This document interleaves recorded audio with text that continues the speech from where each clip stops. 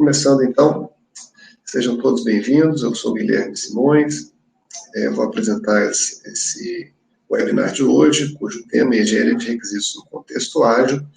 A gente vai falar um pouco de como encaixar a engenharia de requisitos no contexto ágil. Uma das motivações para esse webinar é percepção, várias vezes já tive a oportunidade de ver ou ouvir isso daí.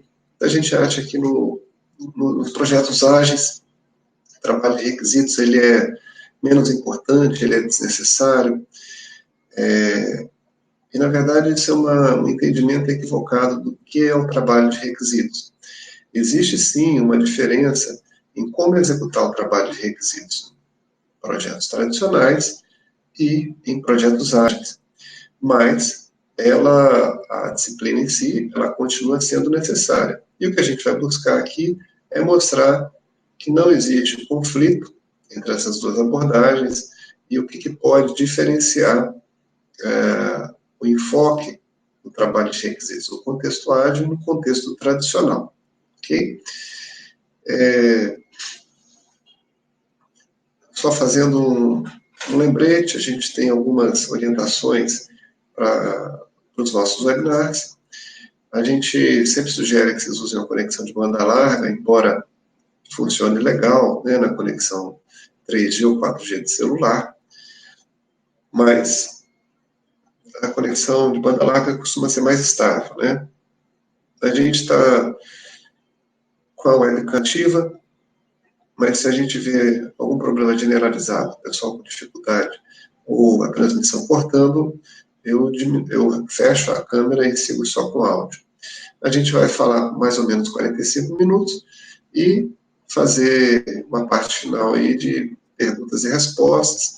Você não precisa esperar o final da apresentação para perguntar, você já pode mandar as perguntas no chat e no final eu dou uma passada pelo chat respondendo, tá? Então, quem já tem aí algumas questões, não precisa guardar na manga, não. Coloca aí no chat. Eu também faço...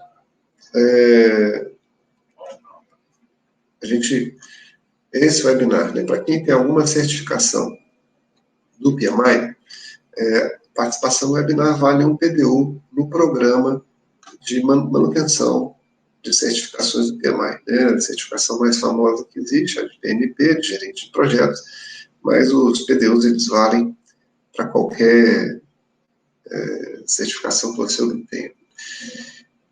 Então você pode registrar, no final, amanhã, provavelmente a gente vai publicar essa gravação, então o evento está sendo gravado, quem tiver problema de conexão e perder uma parte da apresentação, vai poder assistir depois. A gente vai mandar um e-mail para todo mundo que está inscrito, com esse aviso de que a gente publicou.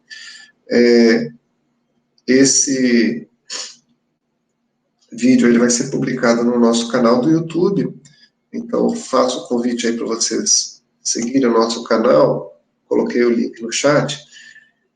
Todos os vídeos a gente publica lá, não só vídeos de webinar, tem vários vídeos com conteúdo técnico que são publicados lá. E a gente também vai notificar isso nas nossas redes sociais, então a gente tem aí presença no LinkedIn, no YouTube, no Twitter, Facebook. Acessando o site da FAP, você tem aí o link direto para cada rede social. E para quem participa a primeira vez no evento da FAP, a FATO, ela tem 21 anos de mercado, né, foi fundada em 1998, e a gente tem como missão, né, ajudar os nossos clientes no planejamento e avaliação de desempenho dos seus processos de TI, para ajudar ele a alavancar o sucesso do seu negócio. A gente faz nosso trabalho, tanto serviços de consultoria, como de treinamento, focando em 3 disciplinas da engenharia de software: requisitos, medição e estimativas. Existe uma ligação muito forte entre essas disciplinas e essas disciplinas exercem um papel-chave em planejamento e monitoramento de processos de desenvolvimento de software. Eu sou um dos autores desses 2 livros, A gente publicou esses livros em momentos diferentes, né? O de requisitos é o mais recente deles. Os dois foram escritos com meu colega Carlos Vasquez, o Cadu, né? Talvez vários de vocês conheçam. Então vamos lá. A gente vai começar falando um pouquinho da engenharia de requisitos, até para a gente alinhar, né? Porque muita gente acha que sabe o que é o trabalho de requisitos e pode estar com o conceito equivocado. Então, a gente vai fazer esse alinhamento. A gente vai falar do contexto ágil, usando como exemplo o modelo Scrum, que é o mais popular, né, o framework mais popular ágil. Mas o que a gente vai abordar aqui se aplica a qualquer modelo de desenvolvimento ágil. Então, a gente vai voltar a alguns princípios e valores do Manifesto Ágil, que a gente vai abordar na apresentação, que, na verdade, quando a gente fala de projetos ágeis, né, tudo tem que estar relacionado ao Manifesto Ágil. Então, qualquer metodologia ágil que se fale no mercado tem que estar aderente aos valores e princípios desse manifesto, né? Essa é a referência hoje no mercado do que é ágil e o que não é ágil. Então, a gente vai usar o Scrum, mas vai na fonte primária também buscando relacionar o trabalho de requisitos com valores e princípios ágeis, ok? Então, o que é engenharia de requisitos? É uma das disciplinas da engenharia de software que faz o uso sistemático e repetitivo de técnicas para levantar, especificar e manter um conjunto de requisitos de software que atendam a objetivos de negócio do cliente e que sejam de qualidade. O que é objetivo de negócio? Né? São os problemas que o nosso cliente tem, uma área de negócio tem, que busca resolvê-los através de software. Então, o trabalho de requisitos, ele busca levantar e documentar um conjunto de requisitos que definam um software que resolve o problema do cliente. E esse conjunto de requisitos, ele precisa atender critérios mínimos de qualidade para que o processo de desenvolvimento consiga fluir da melhor maneira possível, né? A gente tem aí já teve um webinar no passado que a gente explorou exatamente o que são os critérios de qualidade para requisitos. Está lá no nosso canal do YouTube, se você procurar nos vídeos lá, qualidade, você vai chegar nele, tá? Então, o que a gente busca no trabalho de requisitos é, começo de tudo, entender o problema do cliente e, a partir do entendimento desse problema, ouvir, né, buscar saber de todos os interessados, né, naquele problema, qual é o conjunto de requisitos que o software deve ter para ser a melhor solução a ser entregue naquele caso, né, dada também considerando algumas possíveis restrições que possam existir, prazo, orçamento. Bom, o desenvolvimento do software em si, ele pode ser feito através de diferentes estratégias de desenvolvimento. O Scrum é o modelo de desenvolvimento ágil mais popular que existe hoje no mercado. E talvez assim, o que contribuiu, né, para ele se popularizar é a simplicidade. É um modelo bastante enxuto, com poucos papéis, né, poucos artefatos. Então, ele é um modelo que é fácil de entender e fácil de operar, né? Assim, em teoria, né? Tem muita gente fazendo Scrum de forma errada, mas aí esse é assunto para outra discussão. Então, o que caracteriza o modelo Scrum? Caracteriza um desenvolvimento do produto de software de forma interativa e incremental. Ou seja, iterativa e incremental. Tá errado ali no slide. Iterativa no sentido de que você vai desenvolver esse software através de vários ciclos ou iterações.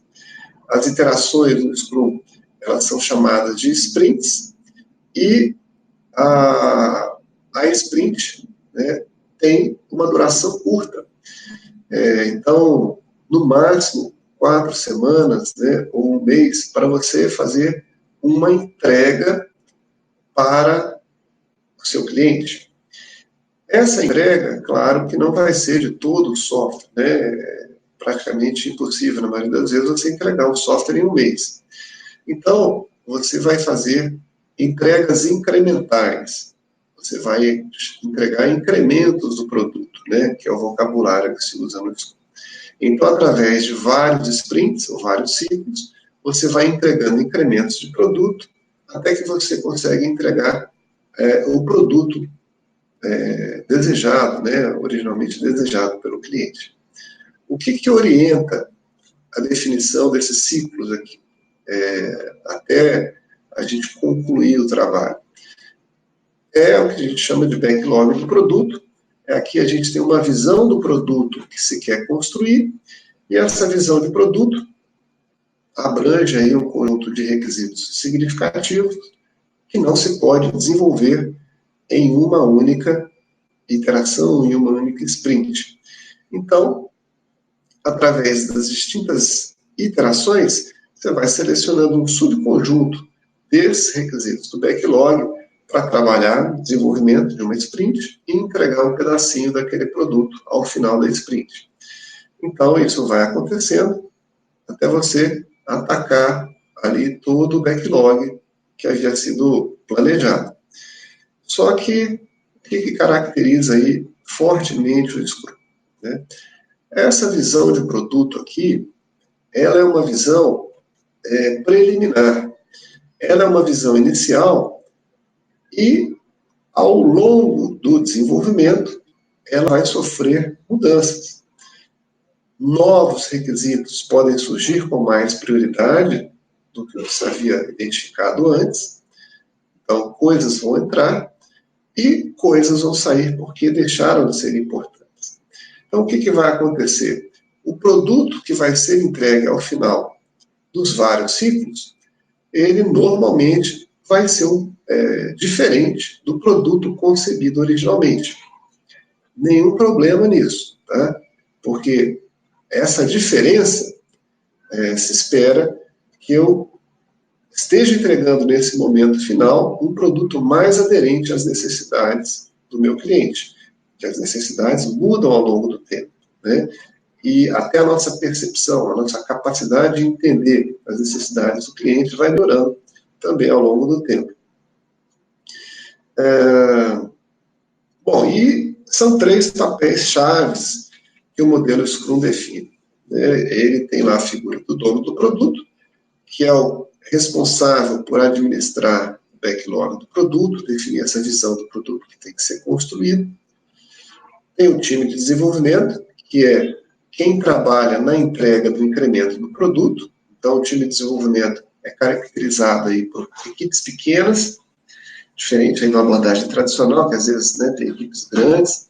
Então, pequenas no sentido de, no máximo, 9 pessoas. Então, em termos de faixa, varia de 3 a 9 pessoas. O que caracteriza também o modelo. O time, ele é multifuncional, ou seja, as pessoas não estão... a ideia é que a entrega seja um trabalho coletivo, né? Então, todo mundo do time, que é chamado de desenvolvedor, está comprometido com a entrega daquela sprint, né? Então, todo mundo deve buscar também conhecer um pouco do trabalho do colega para ajudar a contribuir também com o trabalho do colega. Então, é um time auto-organizado que tem aí autonomia de trabalho. Então, não existe um chefe aí conduzindo isso. Todos, a princípio, né, são desenvolvedores, embora, claro, as competências não sejam, na prática, sempre iguais, né? Isso não quer dizer também que todo mundo seja programador, embora tenha o título de desenvolvedor. Tem o Scrum Master, que é o responsável por facilitar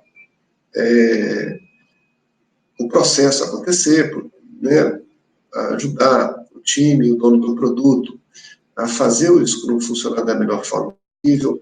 O Scrum Master também ele tem o papel aí de ajudar a remover os impedimentos que podem impedir o time de ter a melhor performance. Então, explicando de forma resumida, tá? Porque o foco aqui não é a gente entrar a fundo no Scrum, só para dar essa visão para quem ainda não tem algum conhecimento do Scrum. Inclusive, a gente vai ter um webinar no segundo semestre, exatamente sobre o Scrum, aí sim a gente vai mais a fundo nisso. Bom, dessa explicação geral, a gente pode levantar as seguintes dúvidas, né? Bom, eu preciso definir um escopo inicial quando eu trabalho com o Scrum. Muita gente, eu já vi em vários lugares isso acontecendo, né? O pessoal, a empresa, a organização está usando o Scrum e não existe uma visão de produto, né? A visão é sempre do que está se trabalhando dentro do ciclo, na sprint. Então, sem uma visão de produto, a gente tem basicamente ciclos contínuos e indeterminados. Você não consegue conceber aí uma visão de projeto, né? Em termos de planejamento e gestão, para quem faz a gestão do trabalho de desenvolvimento, ou para quem paga pelo custo do desenvolvimento, isso é muito ruim. Então, o Scrum, ele pressupõe que você define um escopo inicial, e esse escopo inicial tem um nome, né, que é o Product Backlog. Essa definição de escopo, ela difere da abordagem tradicional, que a gente não, muitas vezes no projeto com abordagem tradicional, você vai fazer uma especificação completa e detalhada. Isso aí, no Scrum, não é o objetivo. É um escopo que permite um entendimento das necessidades do produto e que permita planejar quanto vai demorar e quanto vai se gastar para se entregar essa visão de produto. Mas já sabendo que a visão do produto pode ser modificada ao longo do caminho. A gente pode colocar a pergunta: quem é que vai elaborar os requisitos desse Product Backlog? Quem é que vai descobrir quem são os interessados que devem ser satisfeitos pelo software? Quais os interessados que têm necessidades que precisam ser satisfeitas? Quando a gente fala cliente, na verdade, a gente está, às vezes, usando um termo equivocado, passa a ideia de que a gente tem uma única pessoa interessada, né, sobre o projeto que a gente está desenvolvendo. Não. Existe um grupo de pessoas ali que podem ter necessidades distintas e eu tenho que conciliar isso tudo nessa visão de produto. Quem define também quais as histórias vão ser priorizadas no desenvolvimento de cada ciclo? Quem que vai refinar essas histórias, já que a gente está falando de uma visão preliminar de escopo, quem que vai refinar essa história até que se chegue ao nível de detalhe necessário para o time desenvolver uma determinada funcionalidade? Bom, boa parte dessas perguntas é respondida aí pelo dono do produto, né? O dono do produto, no caso do Scrum, é o papel que mais tem responsabilidade sobre o trabalho de requisitos. Ele é o único responsável por fazer a gestão do backlog do produto, é uma única pessoa, não é um comitê, né? E ele é a voz do cliente. Então, esse dono do produto, ele deve ter um entendimento de quem são as partes interessadas sobre aquele produto de software, deve buscar entender quais são as suas necessidades que devem ser satisfeitas e criar uma visão de produto que mais entregue valor a todo esse conjunto de partes interessadas, né? E esse backlog do produto é basicamente uma lista de requisitos, né? E é a única lista de requisitos como referência para o produto que se quer desenvolver. E qualquer mudança sobre essa visão de produto, ela é operada no Product Backlog e deve necessariamente passar pelo dono do produto. Ele é o único responsável por promover mudanças aí.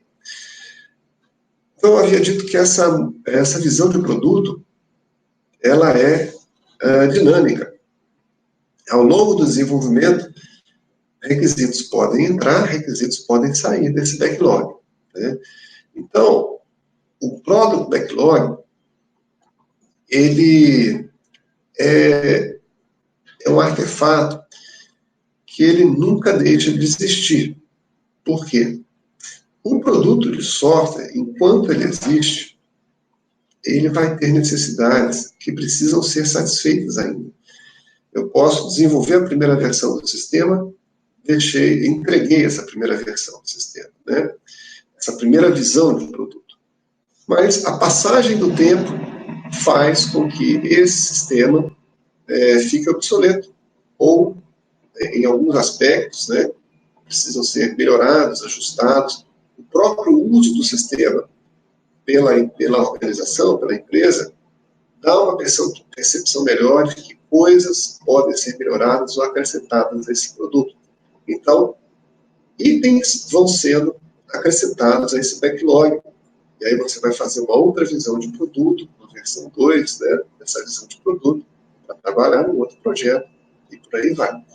Então, o backlog ele vai sempre existir, e eu vou colocando na frente aquilo que é mais importante, que é o dono do produto, né, priorizo o que é mais importante, colocando nas primeiras sprints aquilo que tem mais valor, na minha visão, para o negócio.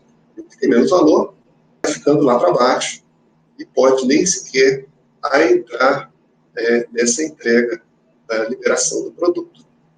Okay?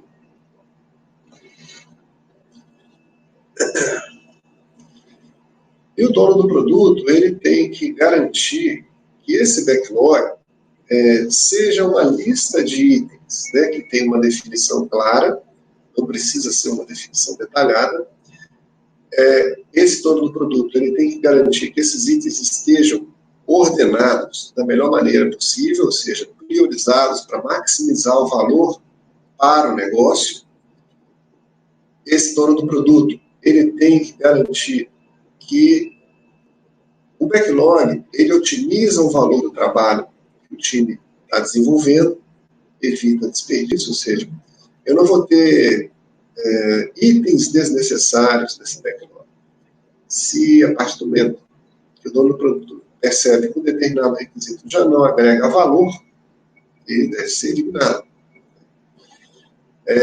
E esse backlog não é uma caixa preta que só o dono do produto tem visibilidade. Exatamente, o dono do produto tem que deixar esse backlog visível e transparente para todos, tanto do time como as partes interessadas sobre esse produto.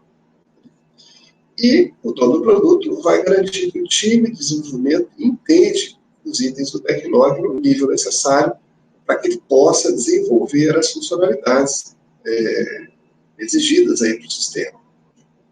Beleza?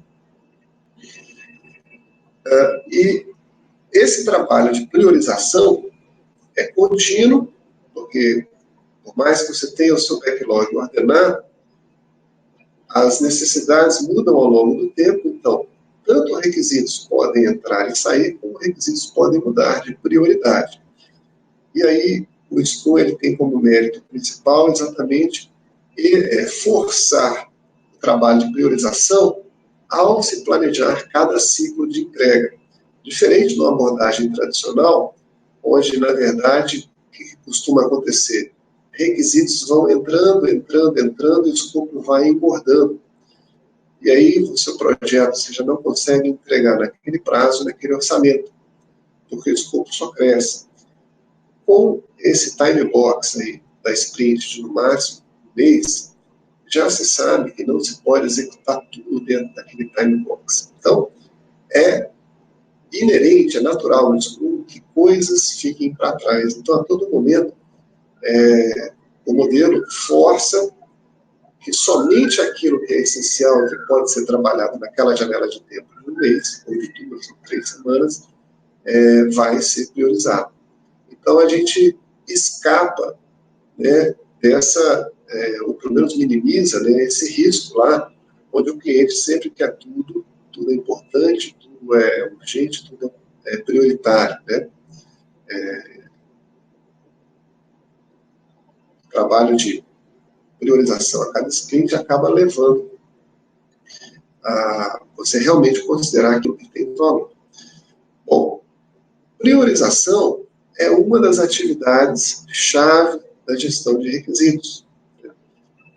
Então, quando a gente fala da priorização dos itens do backlog, a gente está falando de um trabalho de priorização de requisitos, que é uma das atividades chave da gestão de requisitos, está embutido aí dentro da engenharia de requisitos. Vou pular aqui esse slide. Bom, o Scrum, então, ele define somente 3 papéis, né? Você não vai ter ninguém dentro do time Scrum com o título de analista de requisitos, ou analista de negócio, ou engenheiro de requisitos. Ou você é dono do produto, ou você é desenvolvedor, ou você é Scrum Master. Né? O dono do produto é o cara que tem mais responsabilidade sobre o trabalho de requisitos. Porém, ele pode delegar esse trabalho, uma parte desse trabalho, perdão, ao time de desenvolvimento. Então, isso, na verdade, é uma boa prática e é comum. Então, eu preciso que gente do time de desenvolvimento tenha habilidades e competências com o trabalho de requisitos. Então, eu posso ter um cara lá, que no time tradicional ele seria um analista de requisitos, ele está no time Scrum, como parte do time de desenvolvimento, e está com responsabilidades de requisitos, né? Pode nem programar, dependendo do caso. Ele vai apoiar o dono do produto, trabalho de levantamento, de especificação, né? Por que bom, então a gente tem dono do produto com a necessidade de ter competências no trabalho de requisitos, né? Dominar e conhecer técnicas da engenharia de requisitos, assim como também alguns membros do time também precisam dominar esses conceitos. Se a gente falar de rodar um desenvolvimento de software com um time de desenvolvimento só de programador, na prática, a gente vai deixar o dono do produto com toda a responsabilidade do trabalho de requisitos. Nenhum problema. Quer dizer, na verdade, assim, dá para fazer, né?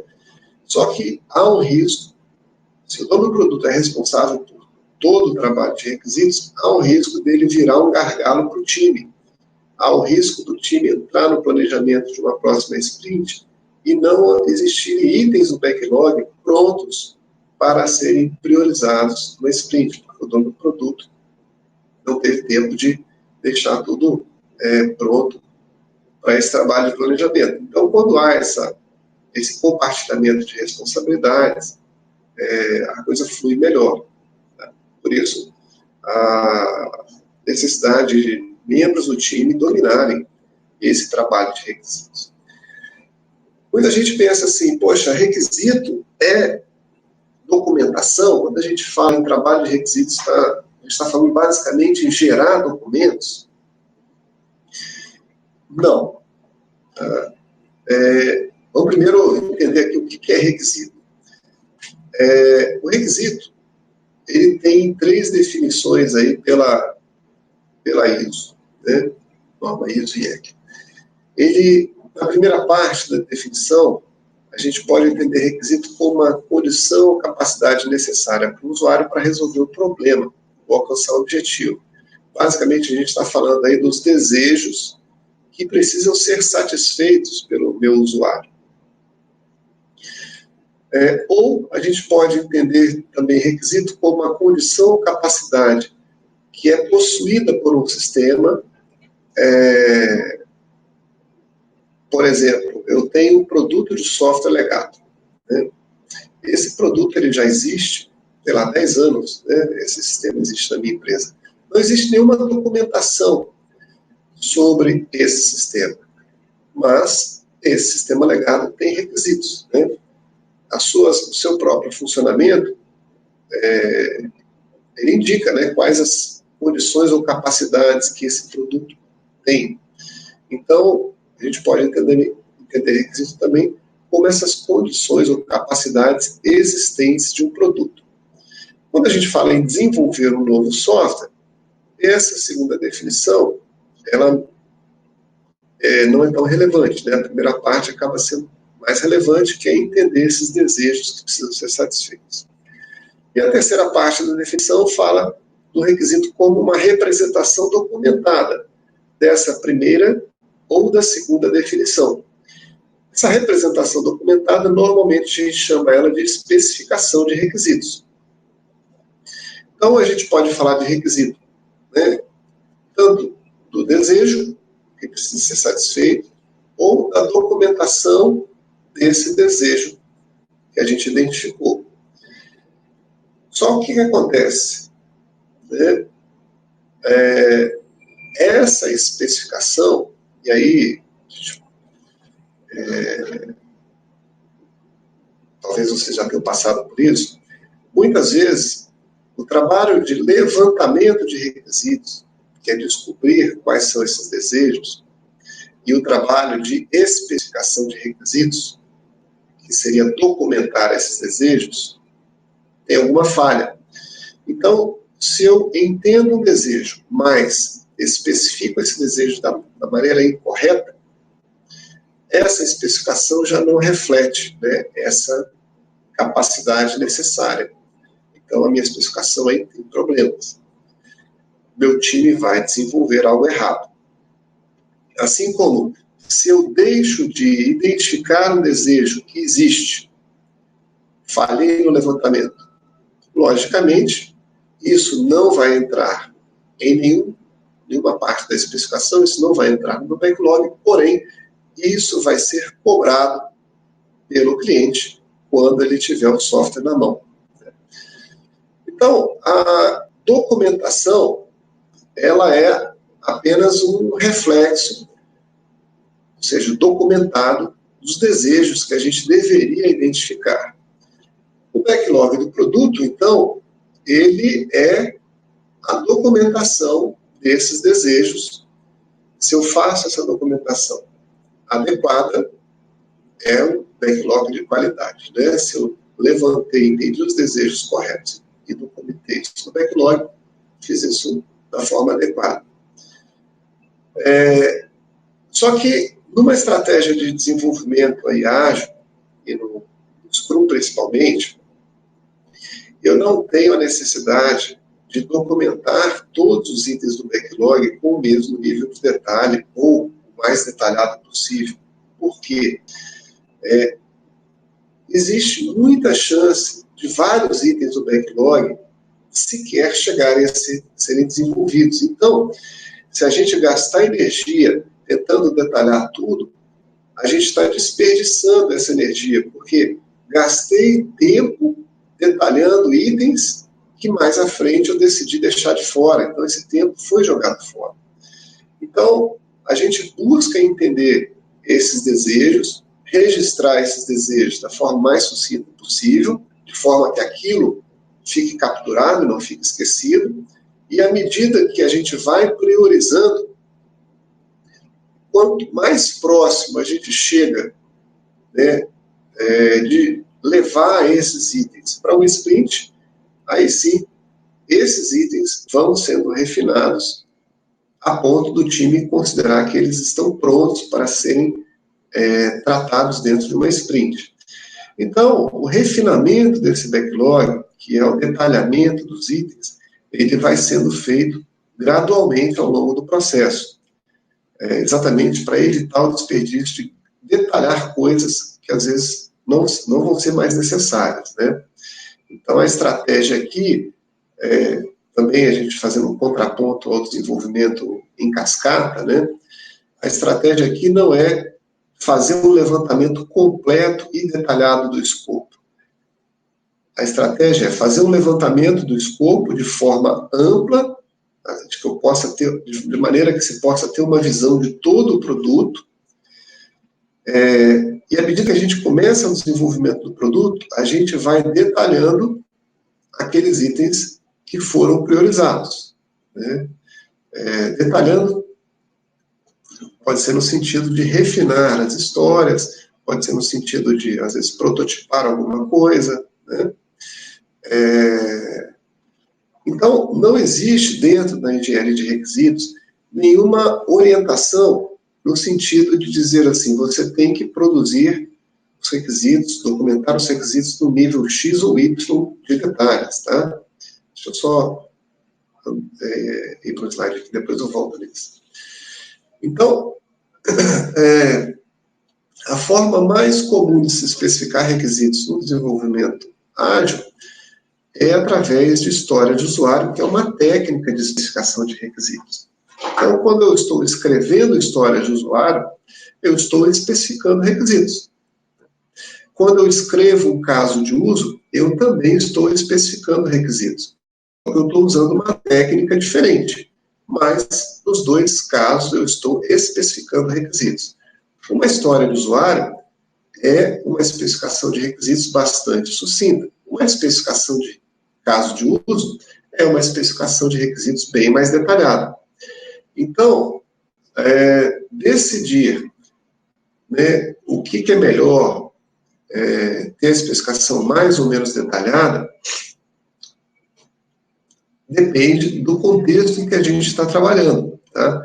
E existem restrições no meu desenvolvimento, por exemplo, restrições legais, que podem me obrigar a entrar no nível de detalhe da minha documentação muito maior que uma história exige. Tá? Então, assim, a gente teve aqui, deixei aqui o link de um webinar que a gente apresentou lá no passado. Você pode também entrar no nosso canal do YouTube e procurar lá detalhe, né? Que são vários fatores que influenciam o nível de detalhe de uma especificação de requisitos. Então, existem contextos que favorecem você trabalhar com uma especificação mais leve, por exemplo, como a história de usuário. Existem contextos em que esse nível de detalhe da especificação já não funciona tão bem. E aí, você pode especificar os requisitos com mais nível de detalhe. Pode não, acaba sendo obrigado a fazer isso, tá? Agora, a disciplina de requisitos em si, ela não define que você tenha que fazer do jeito X ou Y. Então, quando você faz o trabalho de requisitos, durante, né, o planejamento de como você vai fazer o trabalho de requisitos, você vai escolher quais as técnicas que se encaixam melhor para aquele conceito, para aquele contexto. História de usuário, caso de uso, modelos, protótipos, tudo isso são ferramentas que a gente tem à disposição no trabalho de requisitos. Né? Agora, o que é certo, né? Que a gente já sabe que não funciona. Você, no desenvolvimento cascata, especificar todo o escopo de forma completa e detalhada, você demora semanas ou meses nesse trabalho, e quando você bota um ponto final na sua especificação, ela já está defasada. Você nunca consegue botar um ponto final, porque passou semanas, o negócio já mudou, né? Quanto mais a gente entra no detalhe, maior a chance de mudança. Então, é uma especificação que tem um risco alto de ficar defasada muito rápido, né? E a gente cai aí nos problemas que já são conhecidos do desenvolvimento em cascata. Bom, o Manifesto Ágil, deixa eu só voltar aqui ao slide que eu saltei, né? A engenharia de requisitos, ela é composta de 3 atividades básicas, né? Elicitação ou levantamento de requisitos, aqui a gente vai descobrir quem são as partes interessadas que têm necessidades a serem satisfeitas, né?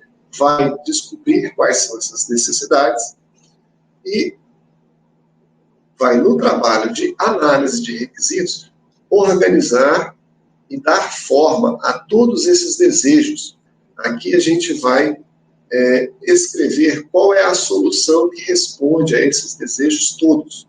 Então, a gente vai organizar, especificar, e nesse trabalho de análise, a gente vai ter a oportunidade de identificar falhas de levantamento. Então, a gente faz isso numa retroalimentação contínua. Eu faço um pouco de levantamento, começo a organizar aqui as minhas ideias, percebo que faltaram coisas, faço mais levantamento e vou complementando aqui a minha visão de produto, né? E, uma vez que eu tenho aqui uma visão de produto elaborada pela análise de requisitos, eu tenho a gestão de requisitos, que tem como papéis principais tratar, gerenciar as mudanças, priorizar requisitos, né? Sempre que existe uma mudança, isso vai levar a novas atividades de levantamento, que vai também levar a novas atividades de análise. Então, todos esses três conjuntos de atividades se retroalimentam. Eu não faço isso em momentos específicos e separados, né? Uma coisa está ligada à outra,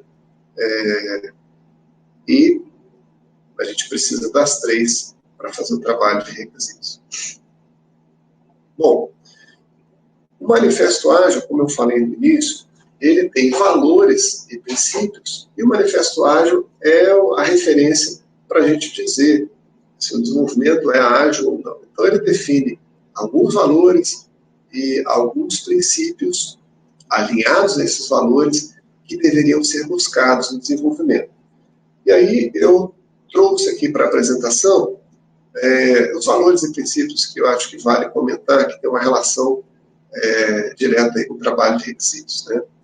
Então, um valor do Manifesto Ágil é que a gente deve buscar a colaboração do cliente mais do que a negociação de contratos. O trabalho de requisitos, né, ele gera como produto a especificação, que pode ser uma lista de requisitos, como o backlog do produto, e esse backlog do produto, ele é a consolidação do entendimento que a gente teve, né, de todas as partes interessadas, de quais são as suas necessidades. E ele esse backlog do produto, essa especificação, ela vai alinhar também o time de desenvolvimento sobre o que precisa ser desenvolvido.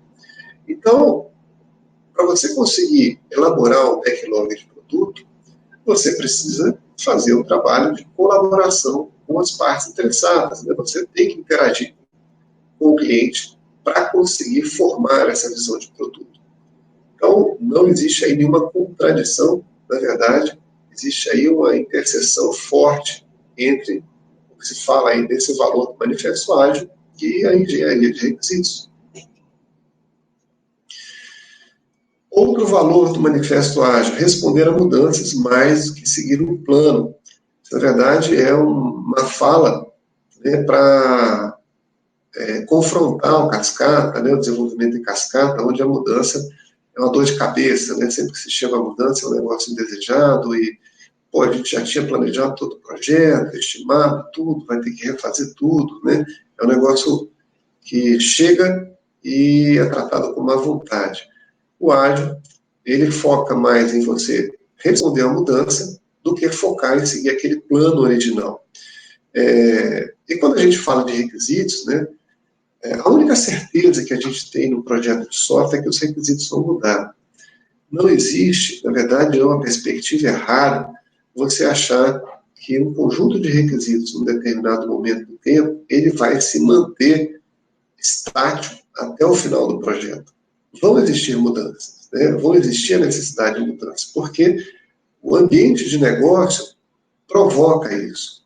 Então, quando eu faço uma especificação de requisitos, um dos critérios de qualidade, né, para essa especificação é justamente a gente conseguir promover mudanças nela de maneira mais fácil.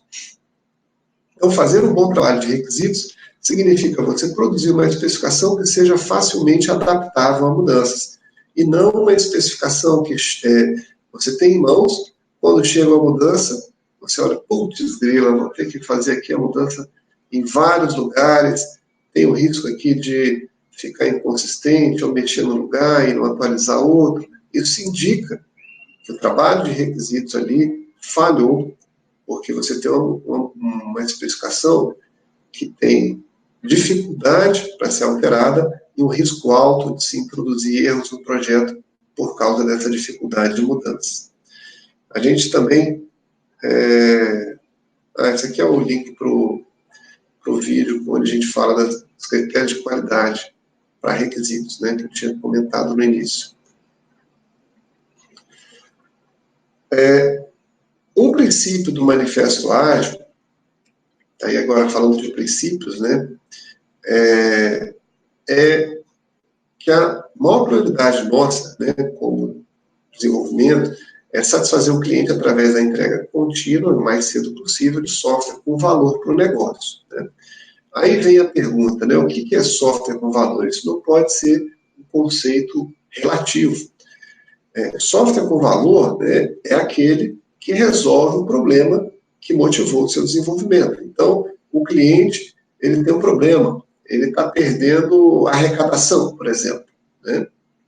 E eu vou fazer uma versão nova do meu sistema para eliminar essa perda de arrecadação ou minimizar essa perda de arrecadação. Então, fiz essa versão nova do sistema, resolver esse problema, significa que esse software teve valor. Agora, fiz o software e depois constato que ele não consegue atacar esse problema, esse software não agregou nenhum valor ao negócio. Tá? E aí vem onde entra a engenharia de requisitos. Aí. Trabalho de requisitos, o começo de tudo é você ter um entendimento correto do problema do negócio. Você não pode começar um desenvolvimento de software ou começar um trabalho de requisitos sem ter um entendimento claro disso. E digo a vocês que muitos problemas acontecem já nesse ponto. Você começa a desenvolver sem ter a visão de qual o problema, né? E aí você teve entendimento claro do problema, aí sim você vai buscar no seu trabalho de requisitos definir o melhor conjunto de requisitos para esse software que vai ser a solução do problema. O melhor conjunto de requisitos é aquele que tem a melhor aderência, sei lá, o melhor custo-benefício para resolver esse problema. Então, é uma solução enxuta, uma solução rápida. Eu devo, no meu trabalho de requisitos, levar isso em consideração também.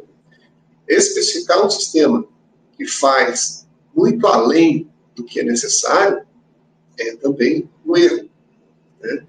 Eu especificar uma solução, e todo problema tem várias soluções, que custa mais caro e não agrega o mesmo valor que uma solução às vezes mais simples, é também falhar no trabalho de requisitos.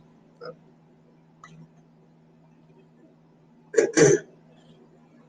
O segundo princípio do Manifesto Ágil, né, tem a ver com aquele valor que a gente falou das mudanças. As mudanças, elas são bem-vindas, mesmo que isso chegue tarde no desenvolvimento. Os processos ágeis buscam tirar vantagem das mudanças, né? Vantagem competitiva para o cliente. Na verdade, tentando traduzir aí, né? A mudança, ela é necessária para que o sistema aumente o valor, né, para o negócio, ou para que ele consiga manter o valor que se era esperado para ele. Então, muitas vezes, se você não promove a mudança, aquele sistema ele já não tem valor, ele já é entregue defasado, né? Então, a mudança ela tem o objetivo de preservar ou aumentar o valor do projeto. Legal. Só queria fazer aqui uma seguinte consideração, né? Mudança, aqui a gente tem que levar em conta o que é mudança real, né? Porque muita gente trabalha no contexto ágil e trata, né, como mudanças coisas que, na verdade, não são mudanças. São remendos do escopo, fruto só de um trabalho mal feito originalmente ou inicialmente, de entendimento das necessidades ou da construção da visão do produto. Então, se você, por exemplo, um erro clássico, né? Você, como dono do produto, você montou uma visão do produto, levou em consideração várias partes interessadas. E aí começou a trabalhar, no meio do desenvolvimento, você descobre uma nova parte interessada. Isso certamente vai provocar mudanças, e mudanças significativas nesse backlog do produto. Descobrir, no meio do projeto, partes interessadas, o que eu vou ter que fazer no backlog do produto não são mudanças, né? São remendos.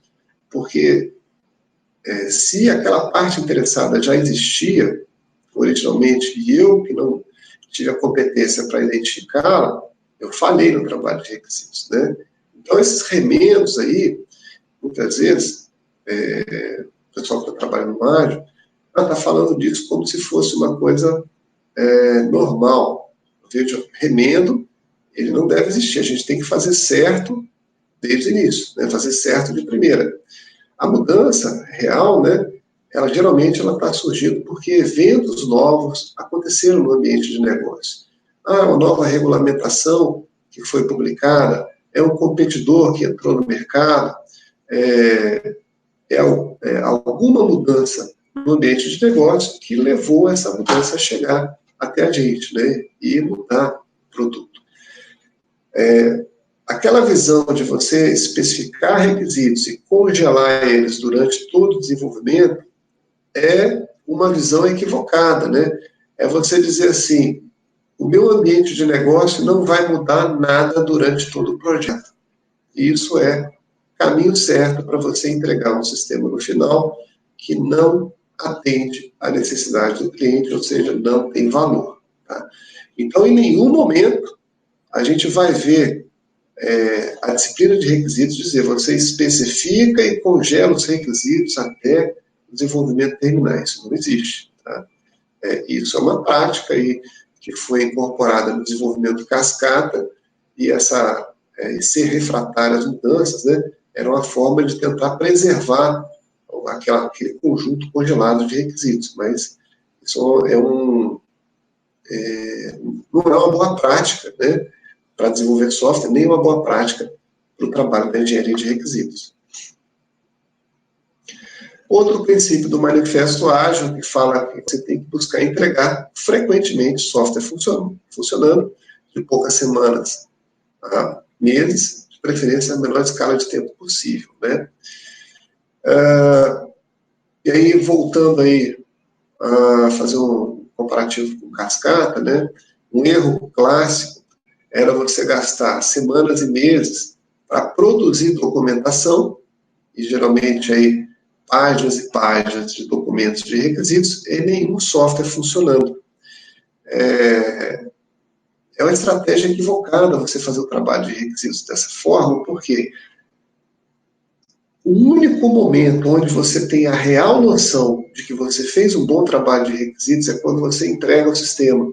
Entregou o sistema, o cliente vai dizer, tá legal, me atende ou não. Então, você validar com o cliente, né, especificação de requisitos, certamente pode te ajudar a identificar equívocos, mas por mais que você elabore modelos, diagramas, né, faça protótipos, especificações, você só consegue saber se aquele trabalho foi eficaz ou não quando o software está pronto, o cliente tem ele na mão, e aí sim ele tem uma percepção real do quanto aquilo atende a necessidade dele ou não. Então, a estratégia ágil, e o Scrum principalmente, né, de trabalhar com ciclos curtos de entrega, faz com que a gente tenha um feedback o mais cedo possível da qualidade do nosso trabalho de requisitos. Eu fiz a entrega de um pedacinho do produto, que deve ser a entrega de um produto potencialmente utilizável, né? Um pedacinho potencialmente utilizável. Isso dá a chance ao cliente de avaliar se aquele pedacinho tem valor para ele, e isso nos diz se o trabalho de requisitos daquele pedacinho foi bem feito ou não. Se houve falha, você tem chance de corrigir isso nos próximos ciclos, né?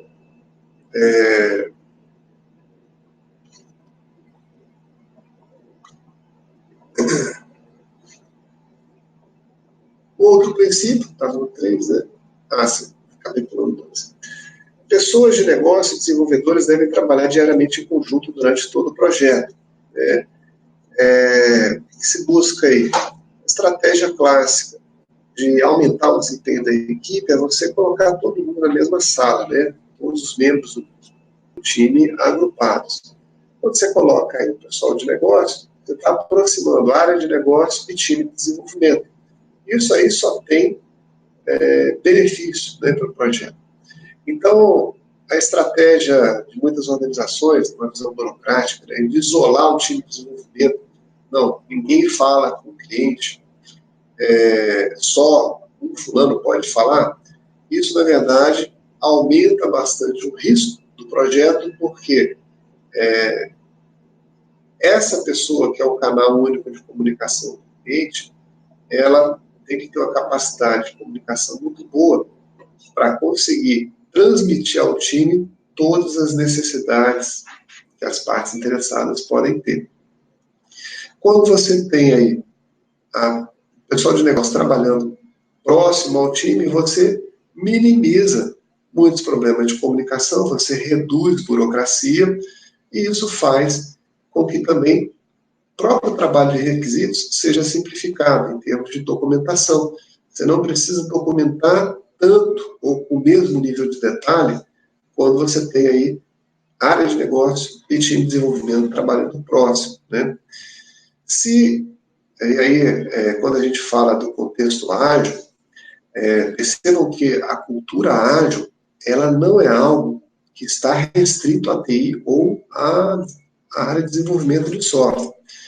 Se as próprias áreas de negócio, né, elas não estão cientes do que é o desenvolvimento ágil de software, a TI pode, por exemplo, implementar o Scrum e esbarrar na dificuldade de que o pessoal da área de negócio ele não quer gastar muito tempo ali com a TI, né? Quer usar aquela abordagem. Faz aí, quando estiver pronto, você me chama. Essa estratégia é caminho certo para falhas no projeto, né? Então, a cultura ágil, ela implica que toda organização esteja também embutida nesses princípios, né? Então, não só a área de desenvolvimento buscar essa cultura, isso ser levado para as áreas de negócio para que se possa aproximar as duas partes, né? E aí usufruir dos benefícios que isso vai trazer para o desenvolvimento do software.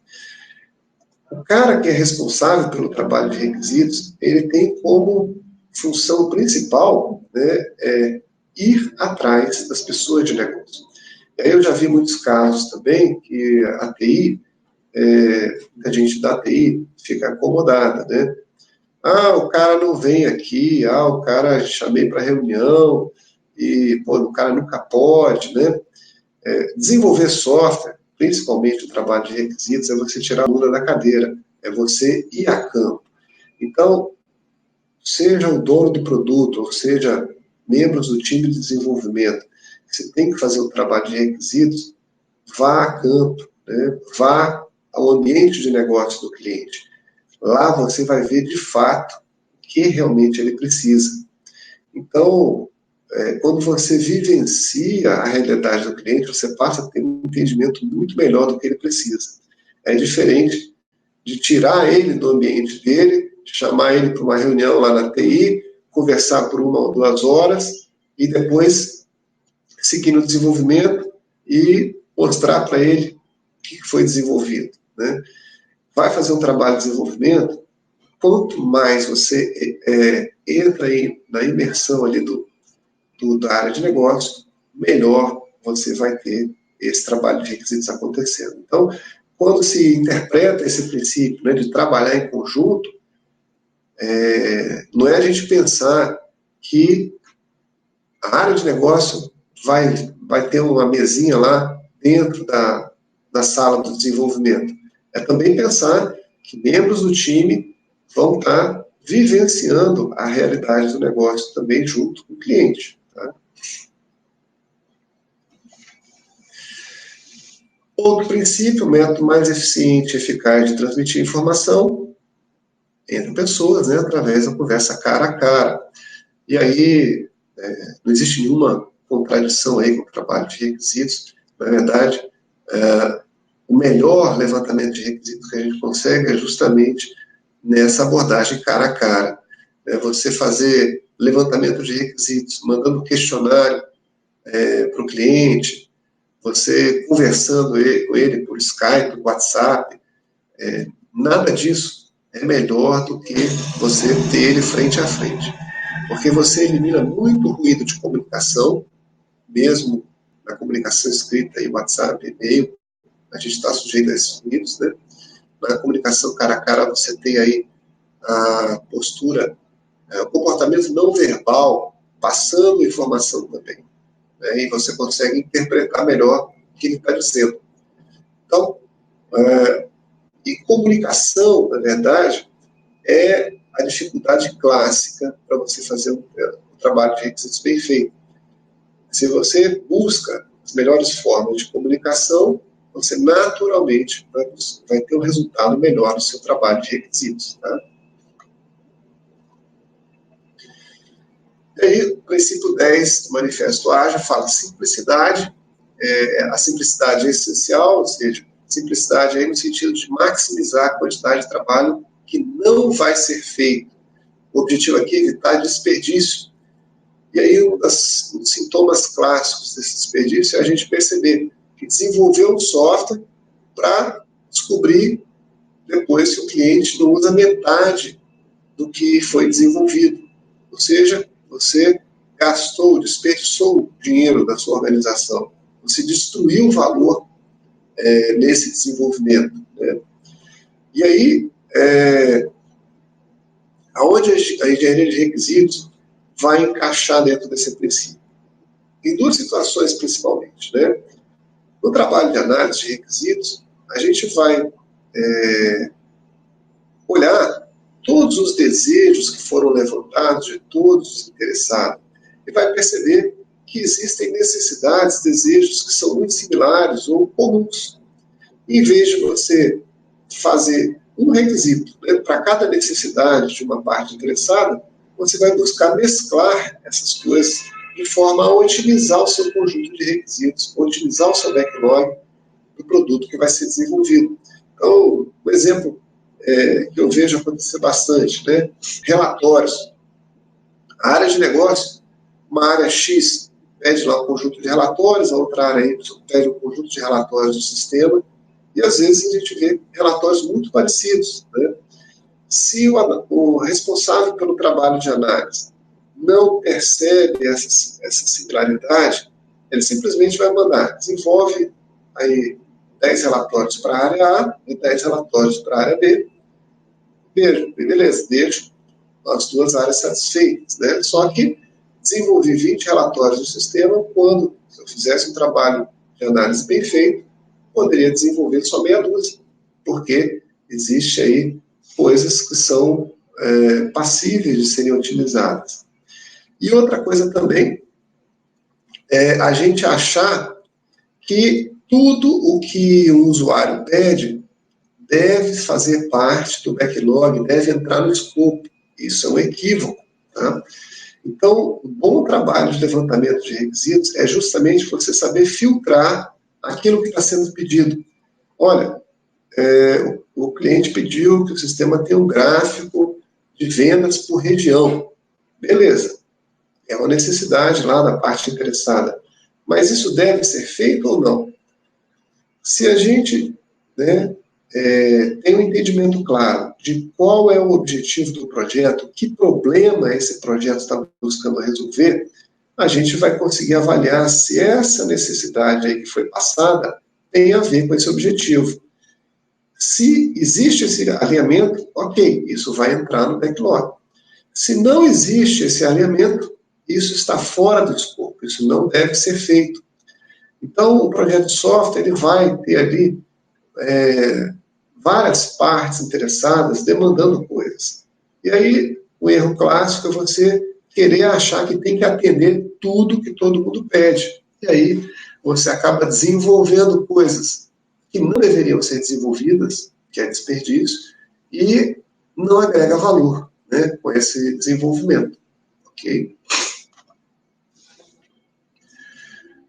Bom, então, fazendo aqui uma conclusão, né, a engenharia de requisitos, ela é uma disciplina que independe de qualquer estratégia de desenvolvimento, qualquer modelo de desenvolvimento, tá? Seja ágil, seja tradicional, interativo, incremental, cascata, eu tenho que fazer o trabalho de requisitos, porque eu preciso entender quem são os interessados no meu software, que necessidades esses interessados possuem e qual é o conjunto de requisitos que eu vou propor para esse software para tentar resolver esse problema e satisfazer esses interessados. O que a gente deixa claro é o seguinte: a forma que a gente vai executar o trabalho de requisitos no processo tradicional definitivamente não é igual no processo ágil. Ou seja, as ferramentas e técnicas que a gente pode usar, algumas podem ser comuns, outras vão ser diferentes. Então, eu dei um exemplo, né? Técnica de especificação. Caso de uso, é muito mais comum de ser usado no desenvolvimento tradicional. História do usuário, mais comum de ser usado no contexto ágil. Ambas são técnicas de especificação de requisitos. E nos dois casos eu estou fazendo uma atividade da engenharia de requisitos. E no desenvolvimento tradicional, é comum você encontrar alguém com o título, né, de analista de requisitos. No ágil, no Scrum principalmente, não existe ninguém com esse título. Ou o cara é dono do produto, ou ele é desenvolvedor, ou ele é Scrum Master, né? Então, no caso do Scrum, o que acontece? A gente não tem ninguém com nome, analista de requisitos, ou engenheiro de requisitos, porém, existem pessoas com a responsabilidade do trabalho de requisitos, o dono do produto principalmente. O momento em que ele vai executar essas atividades, ele vai ser diferente do momento da estratégia de desenvolvimento tradicional. No desenvolvimento em cascata, normalmente a gente faz todo o desenvolvimento do escopo, né, especificação, levantamento, numa fase específica do projeto. No Scrum, a gente vai fazendo isso paulatinamente, refinando sprint a sprint, né? E a documentação que se trabalha é diferente também, né? No ágil, a gente pode ter aí, vários times, né, fazem isso, as histórias de usuário, elas são especificadas em post-its, né, ficam empregadas em quadros, não deixa de ser uma especificação de requisitos, diferente aí de uma especificação, uma abordagem tradicional, onde o cara vai ter um documento lá de dezenas de páginas definindo o escopo. Mas nos dois casos, eu tenho um artefato de requisitos sendo produzido. Tá? Bom,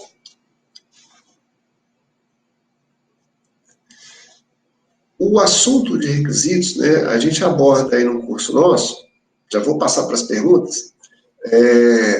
No curso, a gente não está abordando a engenharia de requisitos grudada no processo de desenvolvimento particular. Né?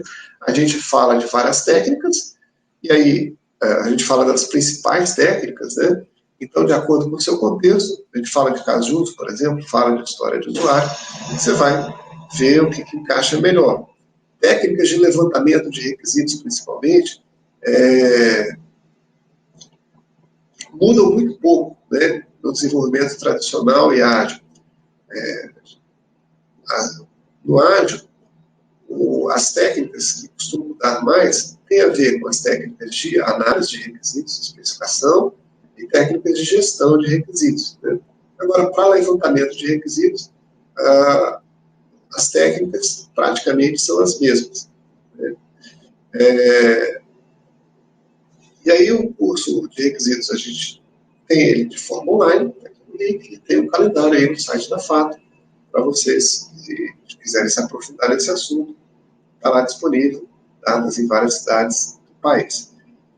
O próximo webinar, ele vai ser feito no dia 15 de julho, né? A gente vai falar sobre a gestão de riscos em projetos, Então, dia 15, mesmo horário, e já pode se inscrever nesse linkzinho aqui. Deixa eu pegar o link aqui, que fica melhor. Vou pegar o link e coloco no chat daqui a pouquinho, né? Então, eu vou colocar no chat, mas vou passar para as perguntas aqui enquanto eu pego o link para botar.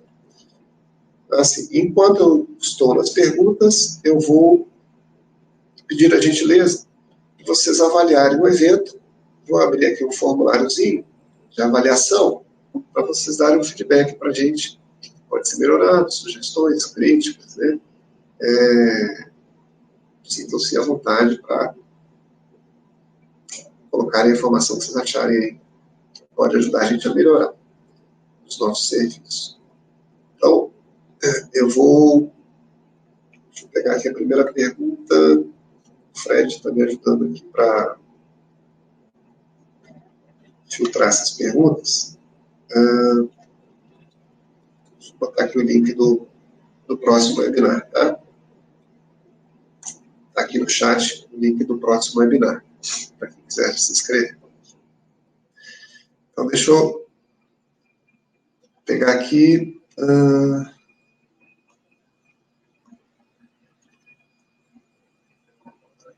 Acho que a primeira pergunta veio do Luiz.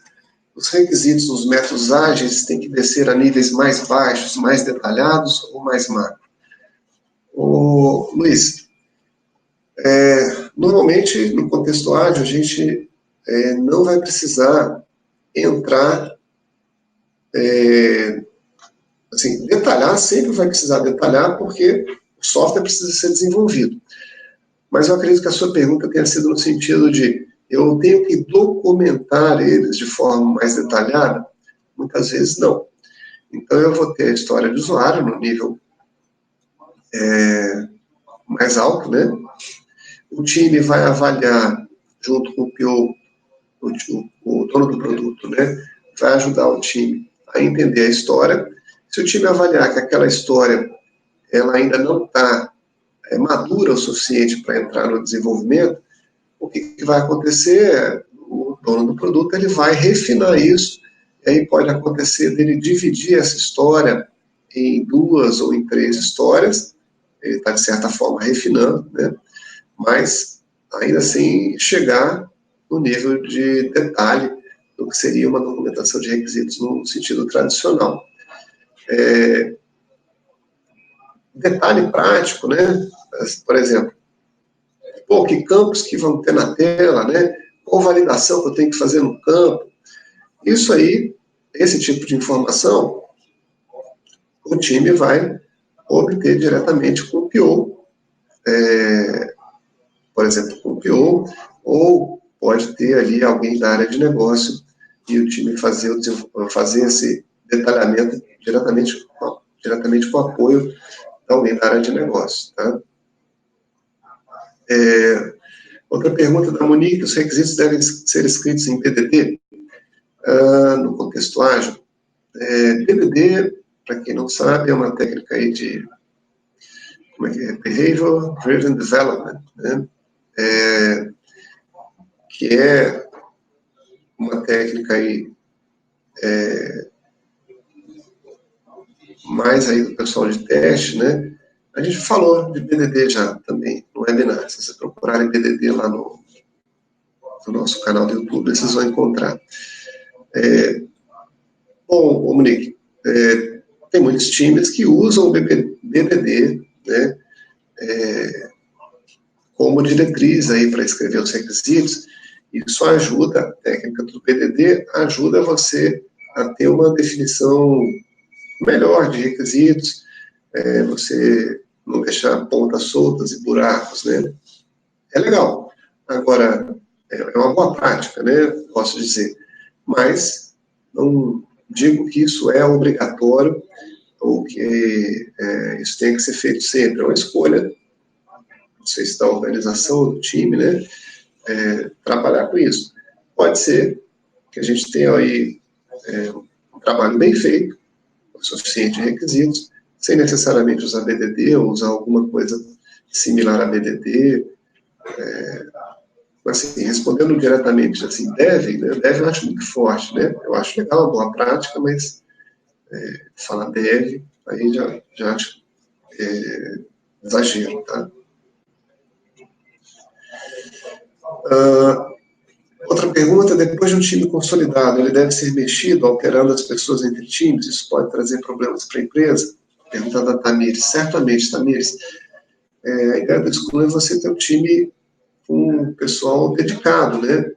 Você ficar com o pessoal do time atendendo várias frentes, você diminui a produtividade do time, né? Isso acaba fazendo o rendimento do time ser menor. Então, assim, se deve buscar ter um time com o pessoal dedicado, né? Lógico, rotatividade pode acontecer? Pode. Né? Pessoas ficam doentes, pessoas adoecem, pessoas saem da empresa. Agora, isso deve ser uma exceção, né? Não uma prática rotineira. Então, se a rotatividade é alta, ou se você fica multiplexando o time em várias frentes, dificilmente você vai conseguir extrair o melhor do desempenho do time, né? A pergunta do Dirceu, quantidade mínima e máxima de pessoas para um Scrum. 3 a 9 pessoas, Dirceu. A pergunta do Fábio, o dono do produto não é o cliente? Não, Fábio, nem sempre, tá? O dono do produto, ele representa a voz do cliente, e quando a gente fala o cliente, né, aí precisa conceituar, né? Porque o meu sistema, que estou desenvolvendo, ele pode impactar várias áreas de negócio da minha empresa, né? Então, eu posso ter que atender necessidades do RH, dos recursos humanos, da logística. O dono do produto, ele vai procurar entender as necessidades de cada uma das áreas e tentar satisfazer essas áreas, né? O cliente, a gente pode pensar em quem está pagando por isso, né? Quando a gente fala do dono do produto que tem um nível de autonomia alto, aí sim, esse dono do produto acaba sendo o cliente, né? A gente falou no webinar passado exatamente do papel do dono do produto, e aí é legal, se você puder assistir esse webinar, a gente fala, no finalzinho dele, dos diferentes níveis de maturidade do dono do produto, né? Então, no nível mais alto de maturidade, aí sim a gente está falando do dono do produto como o próprio cliente, o cara que é o dono daquilo, que ele manda, ele tem o dinheiro, ele não precisa pedir autorização para ninguém, né? Mas, em muitas organizações, o dono do produto, ele tem menos autonomia, ele é mais limitado, e aí nos primeiros estágios, ele é basicamente um repassador de coisas. Não é o ideal, né, dentro da filosofia.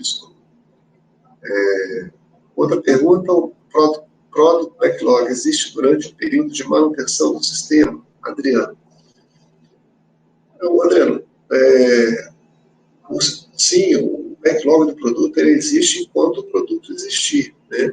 Então, durante o desenvolvimento, a gente tem um conjunto de requisitos para serem atendidos, coisas novas vão surgir, mas às vezes não são priorizadas, vão ser deixadas para uma próxima versão, eles vão ficar no backlog, só que lá embaixo, né? E quando o sistema está vivo, em produção, existem demandas que vão sendo enfileiradas no backlog, até que, assim, vamos trabalhar numa nova release desse produto. Então, o dono do produto vai priorizar, colocar na frente aquilo que é mais importante nessa manutenção, e nessa versão que vai ser lançada, várias coisas vão ficar de fora também, vão ficar lá no final do backlog. Tá? Pergunta do Antônio, quais itens que compõem o documento de requisitos em um desenvolvimento ágil? Ô, Antônio, em muitos casos, a gente não tem nenhum documento de requisitos, né? Eu estava comentando, tem vários times ágeis que têm a prática de documentar requisitos em post-its e colocar no quadro, né? Então, o documento é aquele quadro com os requisitos. Tem um PDF, um doc da vida que tenha isso, né? Agora, a gente tem ferramentas que permitem você fazer a definição do backlog na própria ferramenta. Então, uma ferramenta de gestão de projeto, uma ferramenta de gestão de requisitos, permite isso também no contexto ágil, e você está documentando as suas histórias ali dentro, né, dessa ferramenta. Já vi gente usando o Trello, por exemplo, né, documentando em cards do Trello as histórias. Pode usar o Gira, né, que é uma ferramenta de gestão de projetos, também você pode colocar os requisitos lá. Pergunta do Braulio: especificação técnica e funcional deve fazer parte da metodologia ágil? Pergunto isso para o backlog que vai ser implementado. Sim, o backlog do produto ele pode ter itens técnicos, né? Então, posso ter um backlog do produto, requisitos novos, funcionalidades novas, correção de defeitos, melhorias técnicas, né? Tudo isso pode ser parte do backlog, né? O nível de especificação que vai ser usado, outra pergunta, depende muito do contexto que você está trabalhando, né? No contexto ágil, né, essa especificação costuma ser mais sucinta, esse é o objetivo. Agora, se você está trabalhando para o cliente, que é altamente burocrático, né, mesmo que o seu time seja ágil, isso vai impactar em qual o nível de detalhe que você tem que chegar nas suas especificações. Então, às vezes, você vai ter que cumprir com questões contratuais com o cliente, no sentido de gerar documentos A, ou B ou C, que tem um nível de detalhe. Tá? Outra pergunta do Braulio: se esse nível de especificação não compromete a metodologia ágil? Sim, impacta, né? Eu acabei de responder.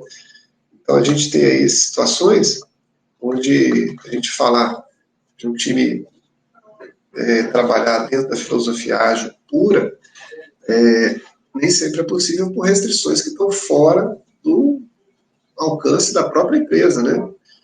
Ela não consegue obrigar um fornecedor ou um cliente, né, a trabalhar de certa forma. Então, ela vai ter que se adaptar em alguns aspectos. Então, uma abordagem híbrida acaba sendo muito comum. Agora, quando a gente fala do desenvolvimento interno, para coisas dentro da própria organização, já é mais fácil você ficar mais na filosofia mais pura, né, dentro do ágil.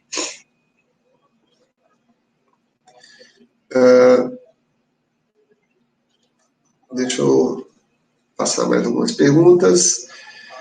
Existe alguma ferramenta no mercado para auxiliar o gerenciamento de requisitos ágeis da Monique, né? E rastreabilidade? Sim, todas as ferramentas de requisitos que existem no mercado funcionam também para o contexto ágil, né? Elas permitem você trabalhar com diferentes níveis de detalhes e você configurar como é que você vai fazer essa gestão dos requisitos. Pergunta do Maurício: onde entra a análise de ponto de função? Era usada para medir o tamanho do requisito? Bom, a gente não focou aqui, Maurício, né, falar da estimativa, nem falar de ponto de função, mas a pergunta aqui da Monique, que é similar, a gente pode usar ponto de função também no contexto ágil, principalmente no planejamento de uma release, né? Eu tenho um produto, uma visão de produto, eu quero saber aí quantos sprints eu preciso para entregar essa visão de produto. Essa estimativa no nível macro, ela vai ser respondida de forma muito melhor com ponto de função do que, por exemplo, um planning poker ou story points, né, que são técnicas aí do ágil. Aí eu sugiro a vocês procurarem um webinar que a gente já apresentou, que foi, como é que era o título? Medição funcional no contexto ágil. Dá uma olhadinha nos vídeos lá do nosso canal do YouTube, já teve um webinar que a gente comentou. O título assim, não lembro certinho de cabeça. Caramba, teve muita pergunta hoje, hein? Eu vou responder só mais algumas, pessoal, porque a gente já passou aqui do tempo, né? E não quero aí comprometer quem está com o horário para outras coisas, tá? Outra pergunta aqui: Scrum Master deve estar alinhado com os requisitos, deve conhecer bem os requisitos ou não é tão necessário? Sim, Monique, o Scrum Master, ele participa, né, do desenvolvimento, ele também tem que conhecer, né, o trabalho de requisitos, né, principalmente, ele está concentrado no dono do produto, né. Agora, o Scrum Master, para apoiar o time Scrum, ele tem que conhecer qual é a visão de produto, né, ele tem que saber o que o produto busca agregar de valor para o negócio, para conseguir orientar tanto o time de desenvolvimento como o PO em como fazer o modelo Scrum gerar o melhor resultado possível. Pergunta do Dirceu aqui: existe alguma boa prática para se trabalhar análise de requisitos e desenvolvimento com Scrum com uma equipe remota? Perceba, Dirceu, uma equipe remota, a gente já está colocando aí um obstáculo a um dos princípios lá do Manifesto Ágil, né? Você ter o time trabalhando de forma dispersa ou o time trabalhando longe da área de negócio, a gente já está em conflito com aqueles dizeres, né? A área de negócio, o time deve trabalhar de forma cotidiana durante todo o projeto, né? Conjuntamente. Então, tudo bem, hoje existe a tecnologia, né? Pode chamar o cara aí no Hangouts, no Skype, mas não é a mesma coisa que a comunicação cara a cara. Então, muita informação flui de maneira informal. Então, quando o cara está ali próximo, né, ele vai falar coisas que às vezes você não se atentou, e ele falou assim de forma despretensiosa, mas aquilo teve uma importância crítica aí no projeto. Né? Bom, eu faço a seguinte sugestão, né? Eu vou fechar aqui o formulário de avaliação, eu vou voltar aqui para a apresentação. Se alguém tiver faltando preencher o formulário, me fala que eu volto. Só para deixar aqui os meus dados de contato. Então, tem aí o meu e-mail e o meu LinkedIn, meu telefone, WhatsApp. Como eu teve muita pergunta aí, o que é bacana, né? É legal ter isso, bastante interação. Não quero deixar ninguém aí desatendido, né? Mas também não quero ficar segurando todo mundo aí fora do tempo que a gente combinou. Então, faça a sugestão aí. Quem quiser sanar alguma dúvida, pode, por exemplo, me adicionar no LinkedIn, me mandar uma mensagem pelo LinkedIn, pode me mandar um e-mail, estou copiando aí no chat para facilitar, né? Ou pode mandar uma mensagem, Skype também, mandar mensagem pelo Skype ou WhatsApp, que eu estou à disposição para ajudar nesses esclarecimentos, tá? Eu gostei bastante aí da audiência, muita gente mandando pergunta, que indica aí que esse assunto é um assunto interessante, né? A gente acertou na escolha do assunto. Então, eu queria agradecer a participação de todo mundo, muito obrigado por todo mundo, né, ter conseguido aí um buraquinho durante o dia para participar. Espero que a gente se encontre em breve, no próximo webinar, e qualquer questão aí pendente de resposta, podem me mandar aí que eu tento responder o mais breve possível, tá? Então, desejo a todos aí um excelente fim de semana, né, que já está se aproximando, um resto de dia aí, uma boa tarde, um resto de dia bem proveitoso, e a gente se encontra em breve, se Deus quiser. Um grande abraço.